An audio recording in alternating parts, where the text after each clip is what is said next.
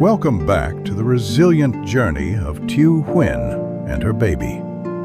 Life sometimes pushes us into cruel corners, where a young mother stands on the brink of despair with no home to call her own. Yet, in that very darkness, the light of kindness from strangers has warmed their hearts and opened a new chapter in their lives. Today, we will follow their tearful yet hopeful struggle to build a new life under the shelter of humanity. Please join us.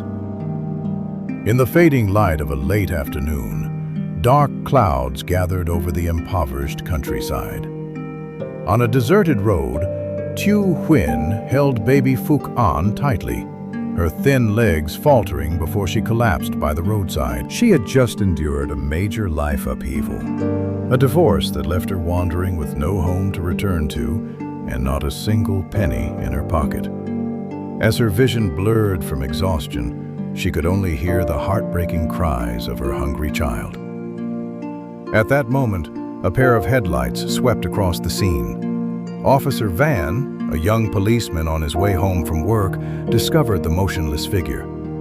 Startled, he stopped his vehicle and called out, "Miss, what's wrong? Please, wake up!" When Huynh dimly regained consciousness, her eyes filled with fear as she thought she had been robbed. She could only whisper a few words, "I don't have a home." Moved by the plight of the young mother and her infant, Officer Van decided to bring them to his house for a temporary rest. He helped Huynh into the vehicle and took the baby from her trembling arms.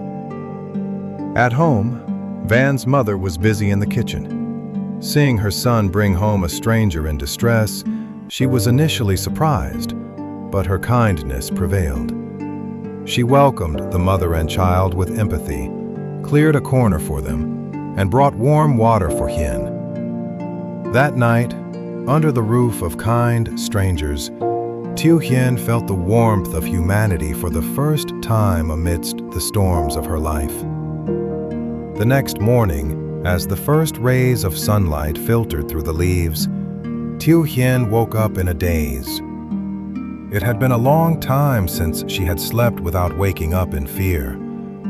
Officer Van and his mother had discussed the matter thoroughly. Since the main house was quite cramped, he decided to lead Huynh and her baby to an old kitchen building located next to the family's sugarcane garden for temporary shelter. The small house had been vacant for a long time, making it messy and dusty. However, Van was very thoughtful. He did a quick cleaning, checked the electricity, and brought out a small electric fan. He said, "It's a bit old here, but it's quiet and has running water. Stay here for now to take care of the baby. If you need anything, just call me." He also brought a bag of essentials, some instant noodles, a small bag of rice, and 2 old pots for her to cook with. What moved Huynh the most was when Van brought out a bag of clothes. They were old clothes from his relatives, but to her and her baby right now, they were more precious than anything. Huynh gently stroked the pile of clothes, her eyes welling up with tears. "My baby and I are so grateful to you and your mother. Having a place to shield us from the rain and sun like this is a great blessing." Looking at her little child sleeping peacefully on the old mat, Huynh promised herself that no matter how hard it got, she had to be strong to be the pillar for her child in this strange land. With her stomach temporarily settled by a bowl of warm noodles and a roof over her head, Tu Huynh did not allow herself to rest for long. Early the next morning, while dew still clung to the sugarcane leaves, she strapped baby Phuc An onto her back and began knocking on every door in the neighborhood to ask for work. She told herself, "My baby and I cannot rely on Van forever. I must earn money for the baby's milk." The first job she found was washing a mountain of dishes for a small eatery at the entrance of the village. Under the increasingly harsh sun, Huyen's hands turned pale from being soaked in soapy water. She worked while gently swaying her back to soothe her child to sleep. Afterward, she asked to sweep gardens and weed for hire. Each time she received a meager amount of wages, Hien carefully tucked the money into a corner of her bag, only daring to buy a plain loaf of bread for herself, saving everything else for Fukan's powdered milk. On days when no one hired her, Hien wandered along the roads to collect scrap. Discarded plastic bottles and tin cans became treasures that helped her survive. There were times when her legs were exhausted from walking kilometers, and her shoulders felt heavy from carrying both her child and the bag of scrap. But one look at Fukan's innocent smile made all her tiredness vanish. Hien understood that every drop of sweat falling now was a seed of hope for her child's future. Living under a stranger's roof, despite being helped wholeheartedly, Tu Huen could not avoid moments of heartache. One afternoon, while she was busily starting a wood stove by the old kitchen porch, Van's mother passed by. She stood silently for a long while, watching the thin figure of the young mother fanning the fire while soothing her crying baby in an old hammock. She suddenly asked, "Do you intend to stay here forever? A woman all alone with such a tiny infant." Her question touched a wound in Huen's heart that had not yet healed. Choking back tears, Huen replied with red-rimmed eyes, "Yes, I know I'm bothering your family a lot. I'm trying to work for hire and collect scrap to save some money so I can eventually move elsewhere." Seeing Huen cry, the elderly woman paused. Her initial sternness vanished, replaced by the pity of someone who was also a mother. She sighed and reached out to take baby Fukan. "I didn't say that to kick you out. Just stay here until the baby is stronger. Give him to me. I'll hold him so you can cook." That night, lying in the small kitchen, the chirping of crickets in the sugarcane garden made her loneliness feel even deeper. Huen remembered the past, the harsh words from her in-laws, and the abandonment that had pushed her to this point. She held her child tightly, tears soaking her pillow. In this vast world, there were only the two of them, relying on each other. Yet in that very fragility, she realized there was no turning back. The tolerance of Van's mother and his kindness were the final lifelines she had to cling to in order to survive. The countryside sun began to pour fire down onto the vast sugarcane fields. For Tu Hien, each harsh ray was not just sweat, but a gut-wrenching worry about her child's nearly empty milk jar. Early in the morning, after cleaning the small kitchen and asking Van's mother for some boiling water to make milk for Phuc An, she began her journey. With her small child dozing on her back under the shade of a tattered conical hat, Hien's hands dragged an old sack, trudging along ditches and road signs. Her goals were plastic bottles, tin cans, or anything discarded that could be sold for money. There were times she had to wade into smelly trash pits or dig through piles of dry leaves to find a scrap of aluminum. Her hands, already calloused from manual labor, now bore bleeding scratches from broken glass or sharp tin edges. Huyen felt no pain. She only felt pity when Phuc An occasionally woke up crying from the heat and the stifling warmth on his mother's back.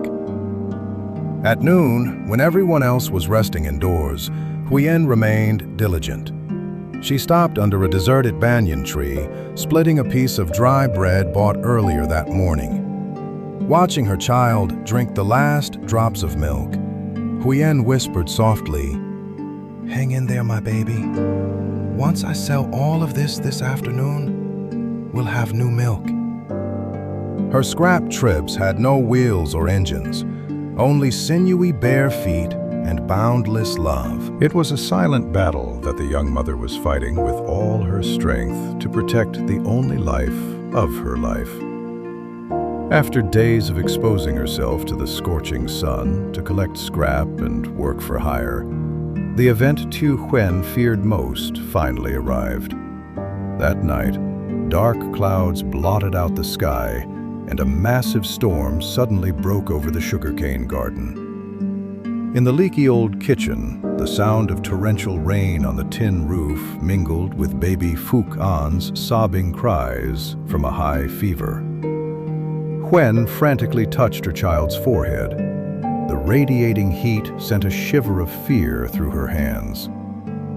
In her moment of despair, a frantic knocking sounded at the door. Officer Van and his mother braved the rain, bringing a flashlight and some medicated oil to check on them. Seeing the mother and child huddled in a dry corner of the house, the elderly woman couldn't hold back her pity and urged, "Quick, carry the boy to the main house immediately. He'll catch pneumonia staying here." For the first time, Huyen stepped into the warm main house, not as a temporary lodger, but as a family member in a time of crisis. Huyen stayed up all night applying cool compresses to her son, while Van remained by her side to help. Phuc An's fever gradually subsided, but the worry in Huyen's heart continued to churn like the storm outside. She realized that no matter how hard she tried, a single mother's strength was still fragile against the trials of fate. However, Van's reassuring hand and the elderly woman's bowl of hot porridge gave her faith that on this lonely journey, she was not truly alone. After baby Phuc An's unforgettable illness, Tu Huen seemed to be infused with an invisible source of strength. She understood that she couldn't just rely on the small change from collecting scrap. As the farming season arrived and the village fields buzzed with people calling each other to transplant rice, Huen decided to cast aside her insecurities and ask for hire. To earn extra income, she agreed to start transplanting at 2 a.m., a time when the night dew was freezing and the earth was still shrouded in darkness. Under the flickering light of her headlamp, Huen trudged through the deep mud, her hands swiftly planting each young seedling while baby Phuc An slept soundly, strapped tightly to her back.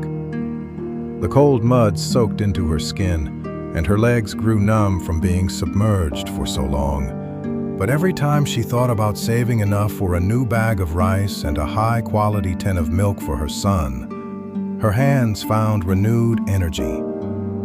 The local women were initially curious about the stranger mother, but seeing Huen work twice as hard as anyone else, they began to open up, occasionally sharing a sweet potato or a cup of hot tea at the edge of the field. After finishing each transplanting session, Huen rushed back to the sugarcane garden to pick corn for nearby households. Under the midday sun, her thin frame was lost among the rows of corn taller than her head. Despite the sweat stinging her eyes, Huen smiled as she counted the daily wages. She realized that as long as she didn't give up, this land would not fail her. The seedlings she planted today were not just rice. They were the seeds of hope for a more free and stable life for her and her child. After long, grueling days in the fields, Tu Hien's sincerity and resilience deeply touched the hearts of those around her. One afternoon, Officer Van returned from his shift carrying a large bag. He wasn't alone. His mother was with him. She no longer had the judgmental look from the first day. Instead, her eyes were filled with affection as she saw baby Phuc An toddling beside his mother. Van brought a wonderful surprise. "Huen, the owner of the sugarcane garden, saw how hard you work and has agreed to let you borrow the vacant plot behind the house to grow short-term vegetables. And here are some seeds and fertilizer my mother prepared for you." Van's mother also stepped forward, handing Huen a new, larger and softer mat, along with some children's clothes that still smelled of sunlight. She whispered, "The boy is growing so fast. The old mat is torn. Replace it so he can sleep better." Holding the gifts, Huen was choked with emotion and couldn't find the words. Tears rolled down her sun-darkened cheeks, but they were tears of gratitude. She realized that in this stormy life, there were still hands willing to reach out when she fell. The kindness of Van and his mother was more than just material support. It was a beacon that warmed her soul, once chilled by trauma, fueling her hope that tomorrow, their lives would truly turn a brighter page. The vacant plot behind the old kitchen, once overgrown with weeds, had been transformed under Tu Huyen's diligent hands. After her hours of labor for hire, she took advantage of the baby's nap time to till the soil and create garden beds. The seeds gifted by Van's mother had now sprouted into rows of lush green mustard greens and dwarf beanstalks heavy with pods. For the first time after months of wandering, Huyen no longer had to worry about every meal, as the small garden began to provide enough vegetables for the two of them, with even enough surplus to trade at the market for eggs or tea leaves. Baby Phuc An was now much sturdier, his tiny feet beginning to take their first wobbly steps on the clean-swept earthen yard. Watching her son play under the shade of the sugarcane garden, Huyen felt an extraordinary sense of peace. She was no longer the weak woman who collapsed by the roadside years ago, but a steady mother with eyes gleaming with pride. She began learning how to manage her finances, saving every bit of her wages from transplanting and picking corn in a small bamboo tube, nurturing a dream of buying her son a beautiful new outfit when the Lunar New Year arrived. Huyen's transformation left the entire small neighborhood in awe. They no longer called her the stranger woman, but used the affectionate name Huyen of the sugarcane garden. Occasionally, neighbors would drop by, not to give charity, but to exchange farming tips or simply to share a cake or a sweet potato with Phuc An. Tu Huyen realized that a person's value does not lie in how much money they have, but in how they rise from the ruins of fate. Her steps on this land were truly steady now, a testament to a powerful vitality being reborn. As time passed, baby Phuc An began to babble his very first words of "Mama" clearly. The old kitchen by the sugarcane garden had now truly become a cozy little home. Through hard work and thriftiness, Tu Huyen not only provided enough milk for her son, but also bought a small wooden bed and some essential household items.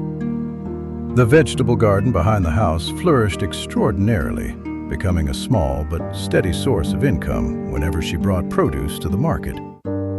One late afternoon at the end of the year, brilliant golden sunlight stretched across the rustling sugarcane tops. Officer Van and his mother came to visit, bringing a branch of yellow apricot blossoms starting to bud. The elderly woman held Huyen's hand with affectionate eyes. "Huyen, the owner of the sugarcane garden said he will let you rent this house long-term at a very low price. He sees how hard-working and kind you are, so he wants to help you have a foundation to raise your child." Hearing that, Huyen burst into tears, but this time they were tears of pure happiness. She understood that the temporary shelter of the past had officially become home. Tu Huyen's story concludes with the image of the mother and child sitting with Van and his mother around a simple yet warm year-end meal. From a woman who collapsed by the roadside with nowhere to turn, Huyen used her own calloused hands and boundless love to write a new chapter for her life. The light of humanity and extraordinary resilience had settled here, warming the small house and brightening Phuc An's future. The storms had receded, giving way to the green shoots of faith and happiness beginning to bloom.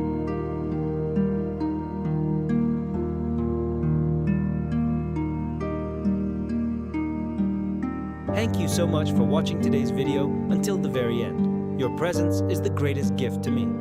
Every view and every moment you spend here is a huge motivation for me to keep improving and releasing higher quality content in the future.